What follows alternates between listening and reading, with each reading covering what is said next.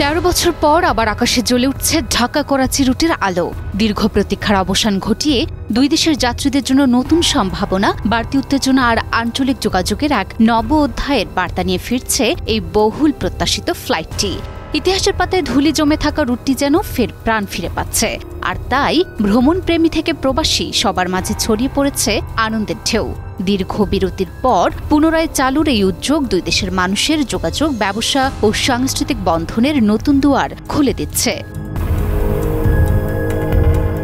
13 বছর পর অবশেষে বরফ গলতে যাচ্ছে ঢাকা করাচি আকাশপথে। শেখ হাসিনা সরকারের সময়ে থমকে যাওয়া এই ঐতিহাসিক রুট আবার চালুর দ্বারপ্রান্তে। আর সেই পথ উন্মুক্ত করতে আলোচনার মিশনে নভেম্বরে পাকিস্তান যাচ্ছেন বেসামরিক বিমান পরিবহন ও পর্যটন উপদেষ্টা শেখ বশির উদ্দিন। দীর্ঘ স্থবিরতার পর পাকিস্তানের বাণিজ্যিক প্রাণকেন্দ্র করাচির সঙ্গে নতুন আকাশযোগে দুই দেশের ব্যবসা বাণিজ্য, শ্রমবাজার, যাত্রী সেবা ও কার্গো পরিবহনে সুযোগের নতুন দিগন্ত খুলতে চলেছে বলে আশা করছেন সংশ্লিষ্টরা।